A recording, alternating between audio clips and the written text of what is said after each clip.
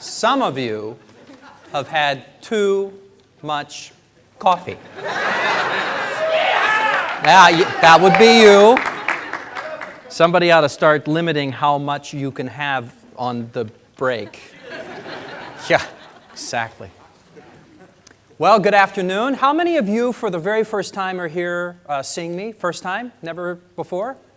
Oh, like all of you. Okay, fabulous. I've been doing this for 26 years. I've been all over the world. I've been to Norway 6 or 7 times. You sometimes think you're famous, but you come back, not so much. But anyway, okay, I have the privilege of talking with you today for just a little bit of time, and then tomorrow a little bit of time, and then Sunday we're going to spend a little bit more time. But I'm going to give you some material today on one of the most interesting parts of your business, I think one of the most important parts of your business, which is prospecting. Where are you going to find those customers? Where are you going to find those partners? It's very easy to put a slide up that we saw earlier that says get 25. Just type it in a computer, save it, print it. Everybody goes, they write it down. How many of you wrote it down? I need to get 25, got it. And then you go home and you pull your notes out. Notes, I need to get 25. And then all of a sudden it starts to dawn on you, I don't know how to do that. We're going to talk about exactly what to do. But before we get into the specifics of that, let me give you perhaps the most important piece of material I could have brought all the way from Seattle. The most important piece of information I can give you after being in this industry for 26 years. The number one factor that is going to determine your success in this company, the number one factor that is going to determine your success in life is how you think. How you think. The number one factor that's going to determine how this material I'm giving you is received by you is how you think. Always remember that. When you read the books, when you study the people that have gone before you, you're going to continue to hear that theme over and over and over again. In America, where I come from, back in the 1930s or 40s, whenever it exactly was, I'm not sure, Henry Ford, who started the Ford Motor Company, was quoted by saying, whether you think you can or you think you can't, you're right. So when I give you this information on prospecting, it's the same thing. Whether you think you can prospect or you think prospecting is going to be difficult for you, you will prove yourself right. But having said that, let me give you some material that will help you. I want to start in the beginning. I'm going to go back, tell you a real quick story here for me. When I came out of a publication, I was the editor of a business magazine called Upline Journal, and then I left that magazine to start building my own business. When I did, I wanted to find out how you could actually do this without advertising. Now, I'm not telling you that advertising is good or bad. I'm just saying I wanted to find out, could you build a business without advertising? Could you build a business if you didn't have a very good list? Some of you here probably in the room today, or some watching this later, will probably be thinking to themselves, I don't know that many people. So what if you didn't know anyone? If you had a list of 0, could you actually do this business? What if you didn't advertise? Could you do this business? What if you never spoke to someone who was involved in network marketing? What if you found someone who was with another competitive company, you just had a nice friendship with them, maybe you had a nice coffee with them, maybe you got them as a customer, but you never spoke with them about your business? How could you do? I wanted to find out. Here's the problem. Please write this down. I had no idea what I was doing. It's very important you understand that from the very beginning, because sometimes people will come up on a stage like this. You know, someone will be flown in, you'll hear all these rumors or stories about them, you'll have this big expectation, and then you'll hear them present and you'll think, this probably just came easy for them from the very beginning. No. I had no idea how to do this. I needed to figure this out. It would have been easy to put an ad in the newspaper. It would have been easy to make a list of 100 or 200 people. It would have been easy to use my reputation from Upline Journal and call other network marketers and say, come join me. That would have been easy. But starting out, as most people will, with not a very big list, with not a large reputation in the industry, with not knowing what to do, I wanted to find out, could you do this? So I went out and I started talking to people about my business. Some I told way too much. Did anyone ever done that? Just too much. And some I thought, okay, that didn't work. I'll just tell a little bit, just a little, see if I can kind of whet their appetite, so to speak. And somewhere in between, almost like the story, if you know the story of Goldilocks and the Three Bears, where one bowl of porridge was too hot, one bowl of porridge was too cold, I finally figured out how to serve a bowl of porridge that was just right. But that came after doing it over and over and over again. So what I wanted to do is invite these people to my home so that we could do a home demonstration, a presentation. We picked the night, I had the people, I'd figured out how to get them there, and we had 17 individuals show up in our home in Lake Forest Park, Washington, on this particular Monday evening. It was November of 1993. At the end of the presentation, which, by the way, was broadcast into my home by satellite, so I didn't even give it.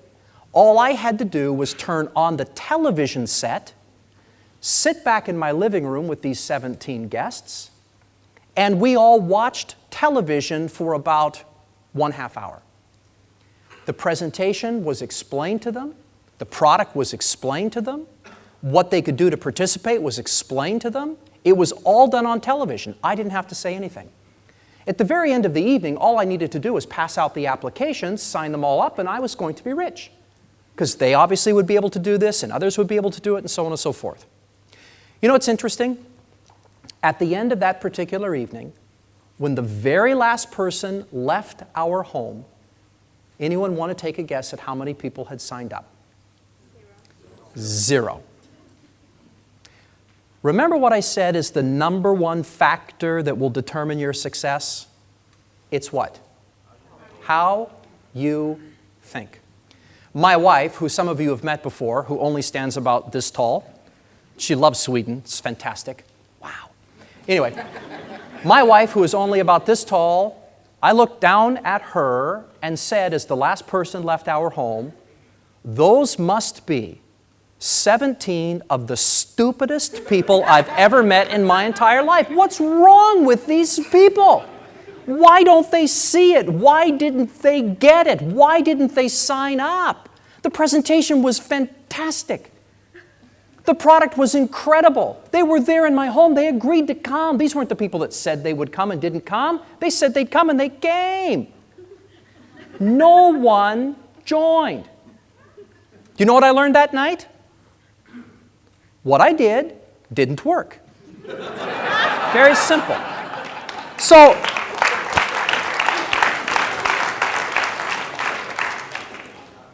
most people in this industry would have quit.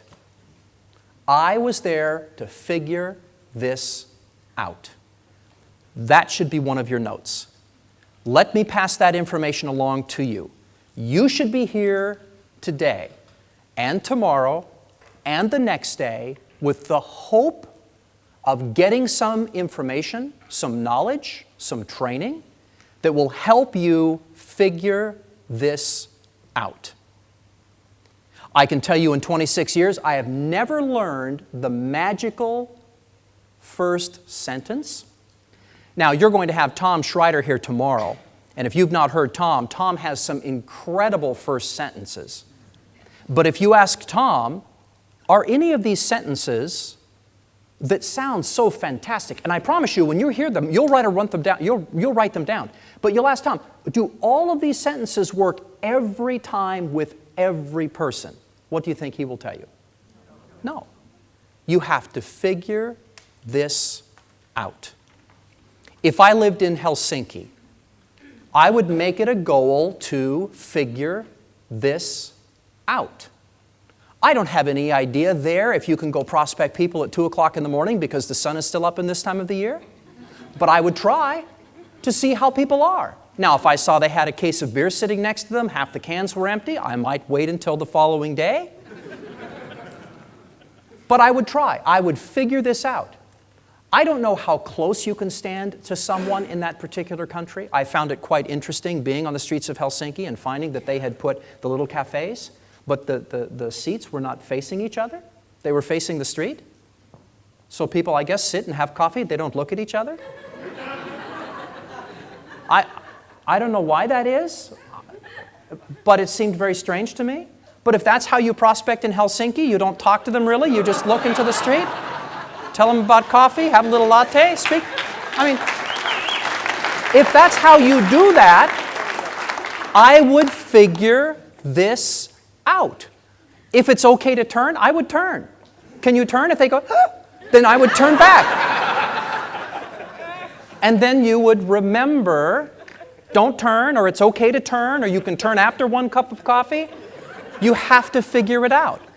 If I went to Stockholm, would it be different in Stockholm? I never saw any of the cafes set that way. I didn't see any of the chairs pointing toward the street there.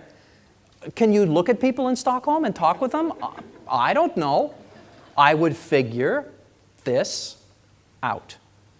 That's the problem with most of us, is we want someone to tell us what to do. You give me the words, Michael, I'll go use them.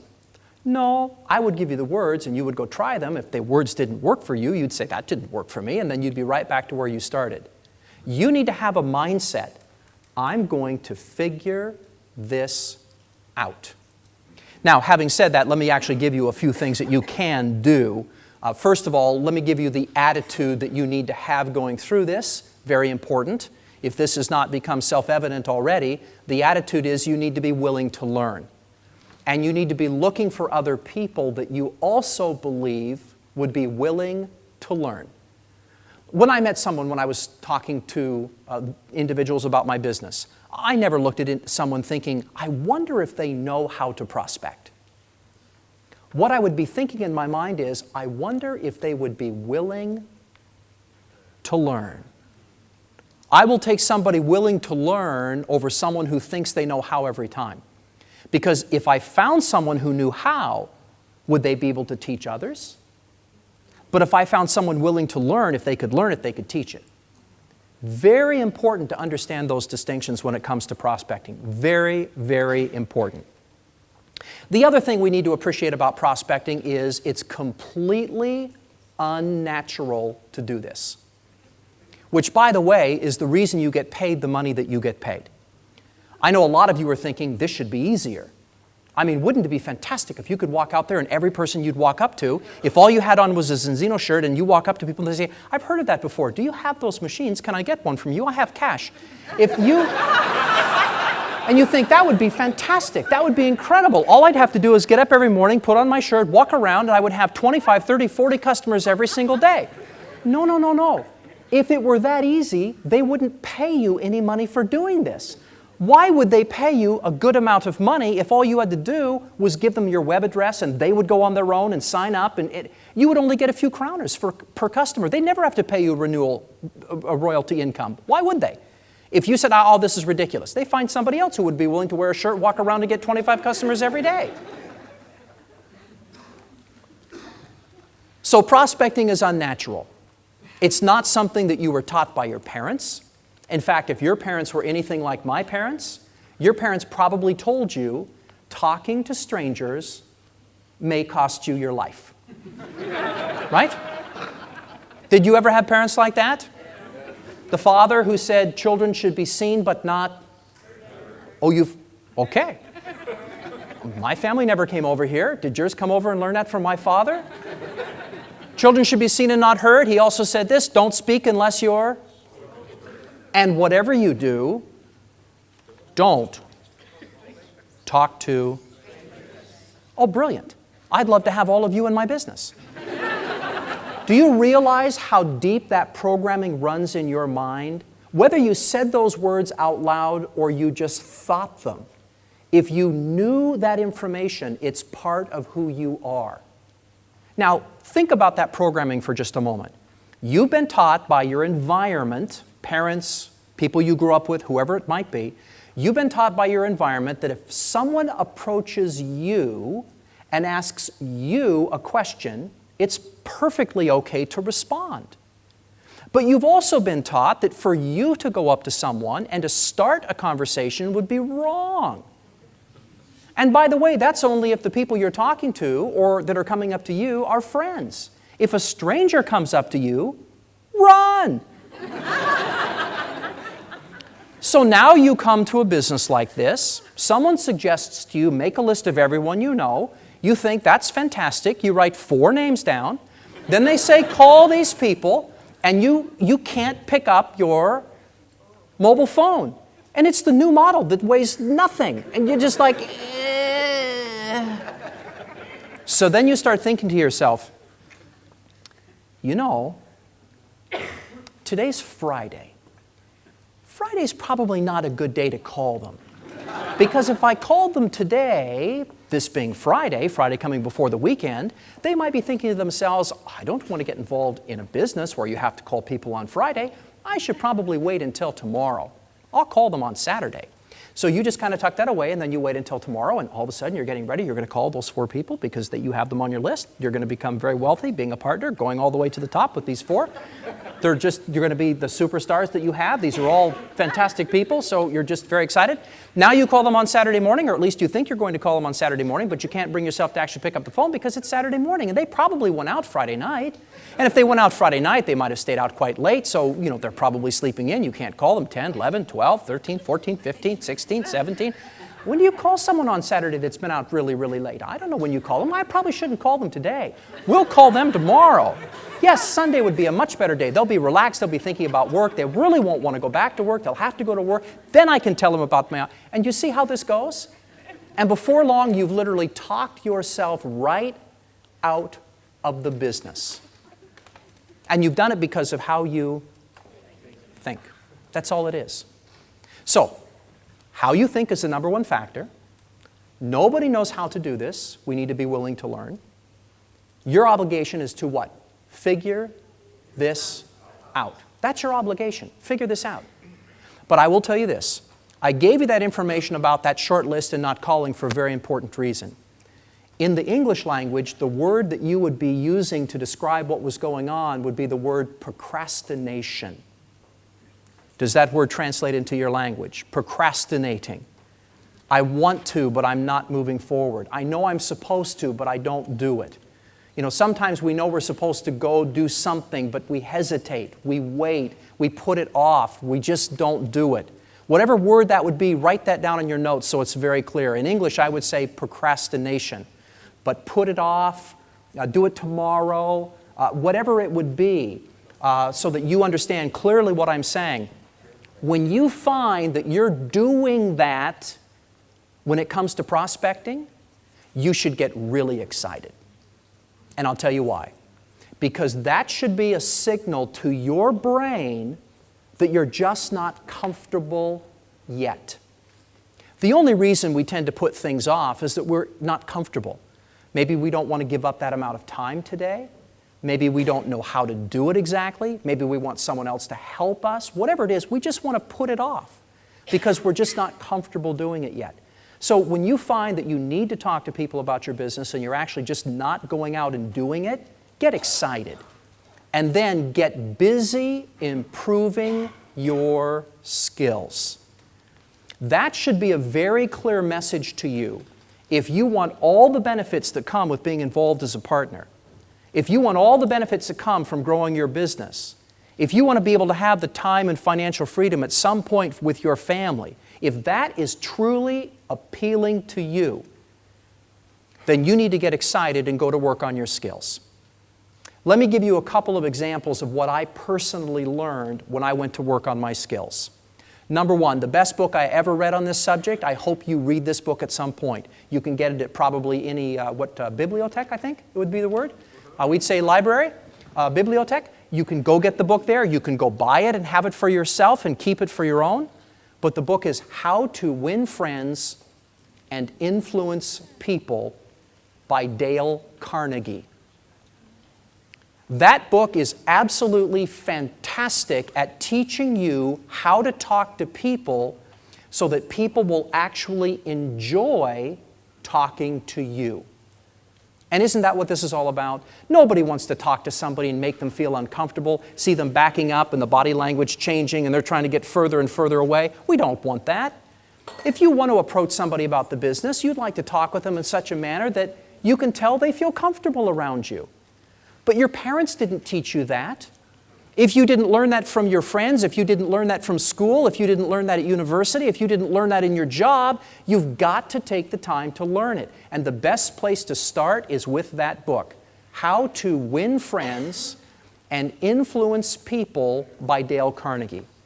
Let me give you the most important piece of information I ever learned from that book. We've been programmed, as I mentioned earlier, not to talk to strangers, right? But here's what I learned in that book. It's perfectly okay for us to talk to friends. Yes? Any of you ever hesitate to call up your best friend and say, would you like to go for coffee? Would you like to go see a movie? What are you doing this afternoon? What are you doing this weekend? Did anybody here ever hesitate to call a friend? See what's going on? Just hang out? No. Perfectly okay to do that. So what we learn in the book is, when you talk to somebody that you don't know that well, you have to talk with them like they're your friend. How do you talk to your friends? That's how you talk to the person you just met. Because if you talk to the person you just met like they're your friend, they will relax and so will you. I've tried this so many times sitting next to people on airplanes. Fantastic. Person sitting next to me pulls out a pack of gum. Now, if my friend had pulled out a pack of gum, what would I say? Give me some gum. Try that with a stranger on an airplane. It's fantastic.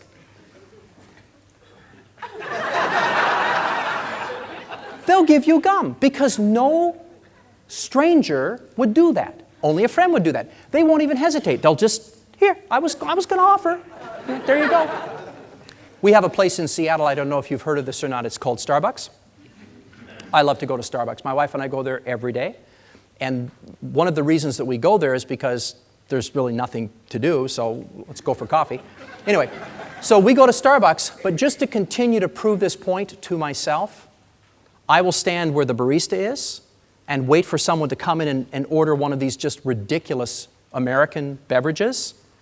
You know, like I'd like a venti, extra hot, 2-pump, sugar-free, hazelnut, extra soy, half latte, half calf in a. It's just, I don't even know how they make this stuff up in their head. What is it going to be when it's all done? It's not coffee, but they've got it down like they've done this before, right? Now, to show you that this works, when that drink comes out, you just say to them, let me try that.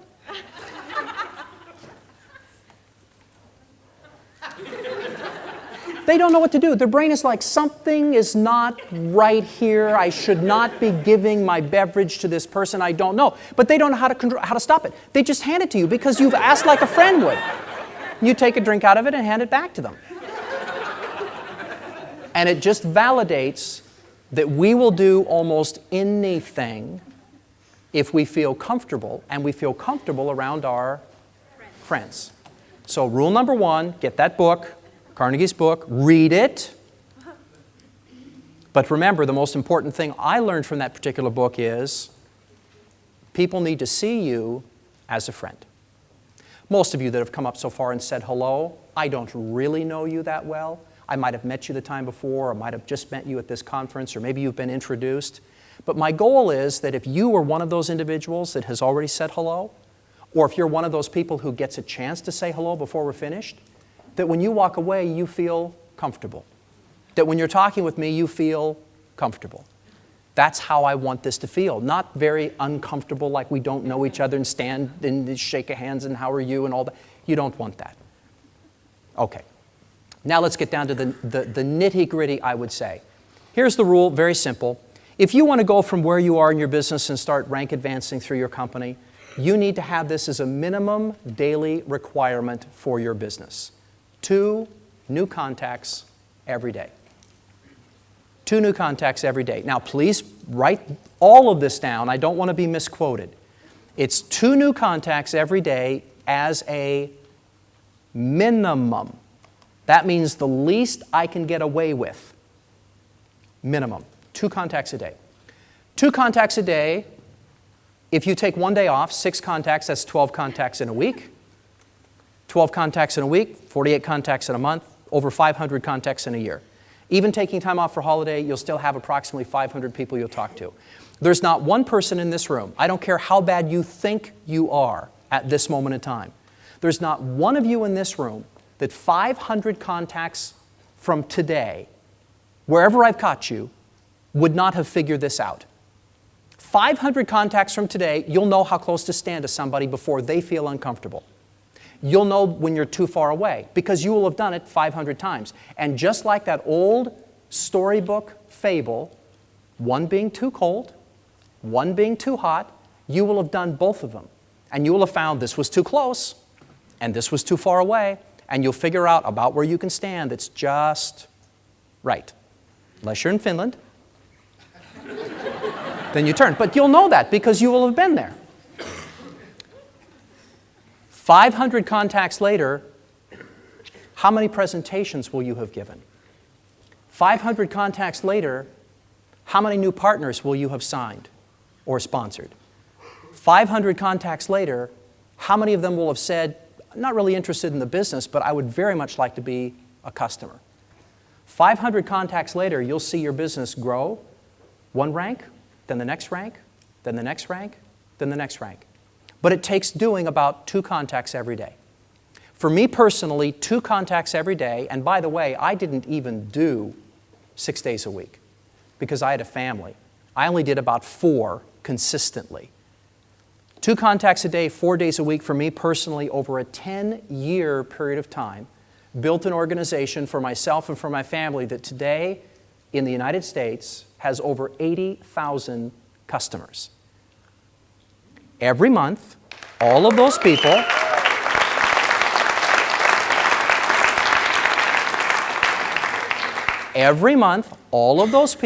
spend a little bit of money, and the company takes a little bit of that money and sends it to me.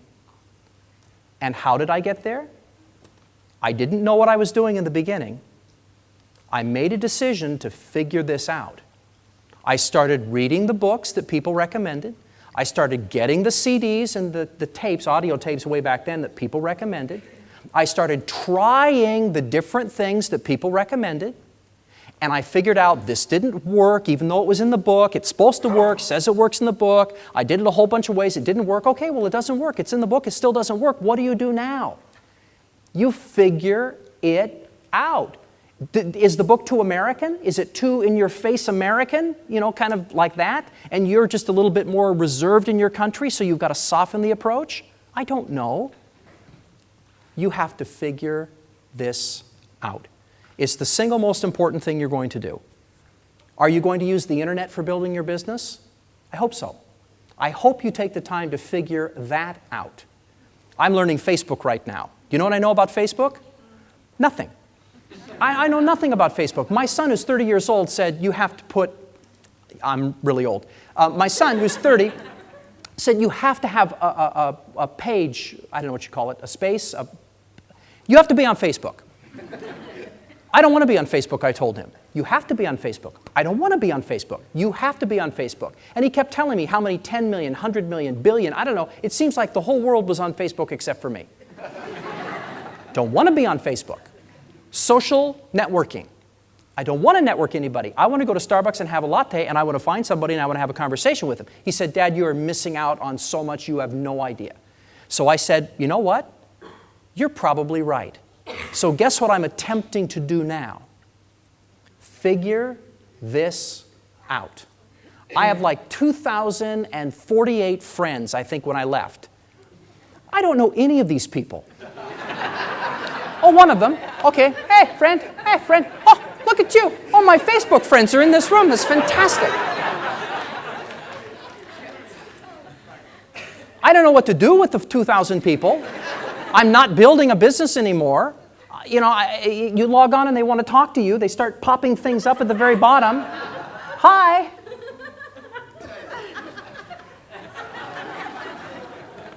If you see me log out really, really quickly when you did that, it's because I don't know what to do. It literally took me about 2 or 3 months before I figured out I could type something next to what they said and then push a button and it would go back to them. I didn't know that. It just popped up.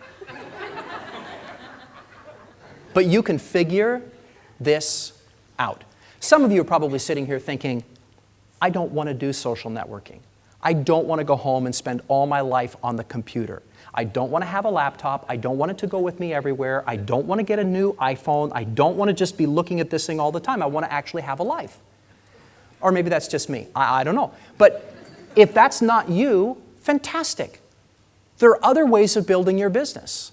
My 2 favorites. Number 1, business events. I loved business events. In a city the size of Oslo, in Stockholm, in Helsinki, in Copenhagen.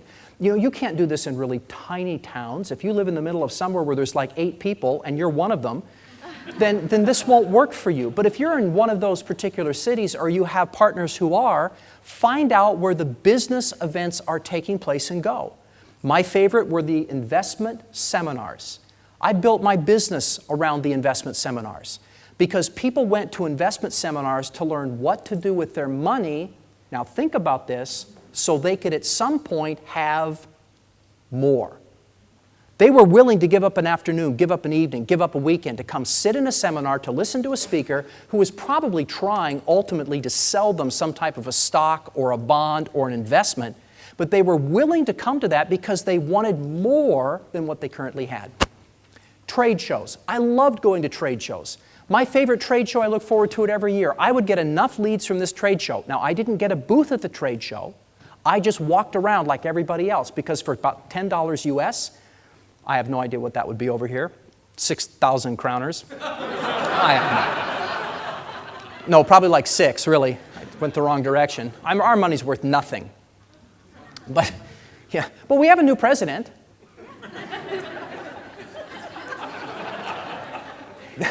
I can tell you I don't have to apologize as much as I once did. I mean, I spent like 4 years, 8 years walking around. I'm so sorry.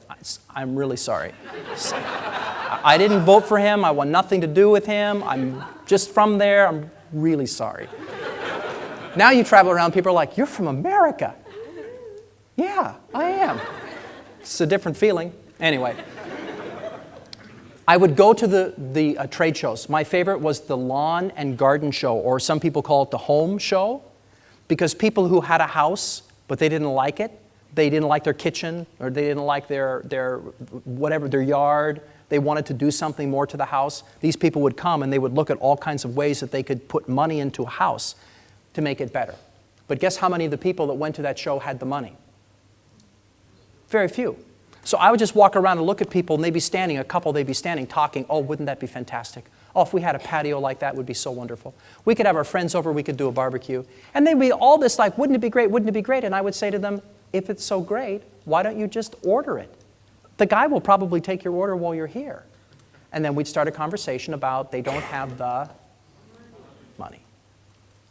I'd get their contact information, follow up with them later, fantastic. But figure it out. If you don't have trade shows in your area, find out what you have.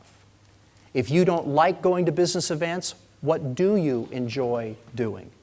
If you don't want to go sit at the coffee shop and find somebody that you think would be perfect for your business and start a conversation, how are you going to meet your 2 new contacts every day? You've got to figure this out. I can tell you that I killed so many people in the very beginning because I didn't know what to do. But let me ask you this. In closing, if you were single and you didn't want to be single, and you found somebody that you thought, this could be interesting, and you invited them out and they said, not interested, would you become a monk? Or would you go ask someone else? Remember that the next time someone says, coffee. Why would I want to drink coffee? It's just next. Home-based business, why would I want to do that? Next. You know, I have to talk to people? I don't want to talk to people. I don't even like people. Next. You just keep going until you find your 2 contacts every day.